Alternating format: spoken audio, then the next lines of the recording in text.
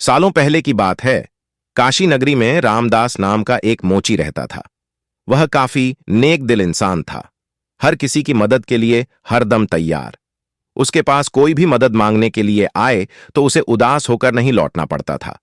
एक दिन मोची रामदास रोज की तरह अपना मोची का सामान लेकर अपनी दुकान में बैठा हुआ था।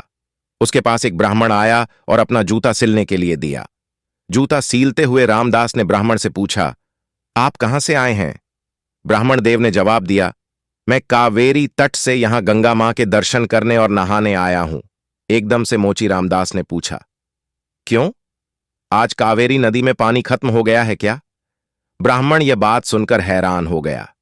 उसने रामदास से कहा, तुम गंगा तट पर रहते हो और ऐसी बात कर रहे हो। क्या तुम्हें गंगा मां का महत्व नहीं पता? क्या तुम कभी वहां स्नान और दर्शन के लिए नहीं गए? रामदास ने जवाब दिया, ना मुझे महत्व पता है और न मैंने कभी वहां स्नान किया है।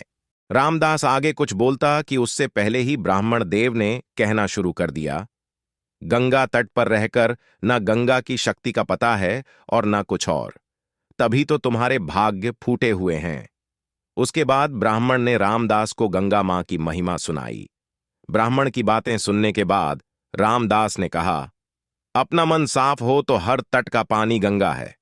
इतना कहने के बाद रामदास ने जल्दी से जूता सिला और ब्राह्मण से कहा, आपका जूता ठीक हो गया है। अब गंगा किनारे जाते हुए क्या आप मुझ पर एक एहसान करेंगे? ब्राह्मण देव ने कहा, जरूर, बताओ क्या करना है।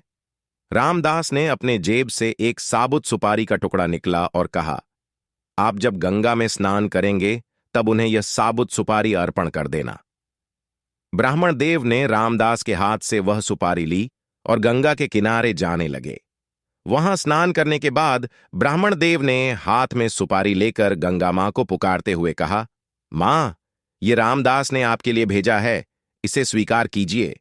इतना कहकर ब्राह्मण देव ने उस साबुत सुपारी को गंगा में बहा दिया। थोड़ी ही देर में गंगा में एक हाथ बहते हुए आया और ब्राह्मण के पास रुक गया।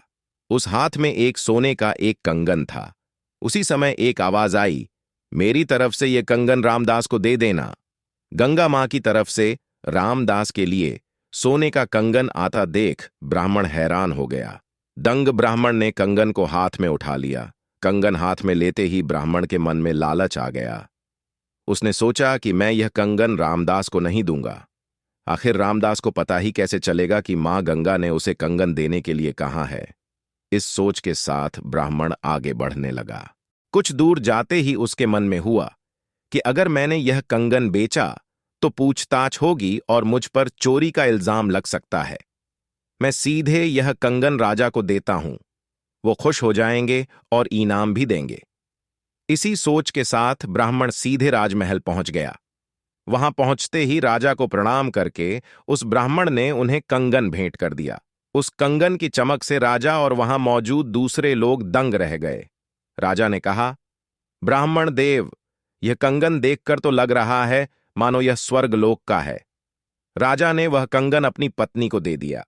पत्नी ने जैसे ही कंगन पहना वह खुश हो गई। तभी राजा ने ब्राह्मण से कहा, तुप्ती, यह एक कंगन है, मुझे इसका दूसरा जोड़ा भी चाहिए। रानी दोनों हाथों में यह कंगन पहनेंगी तभी उनकी शोभा और बढ़ेगी। यह सुनते ही ब्राह्मण के पसीने छूट गए। राजा ने तुरंत पूछा, क्या हुआ, आप परेशान क्यों हो गए? यह कंगन चोरी का तो नहीं है ना?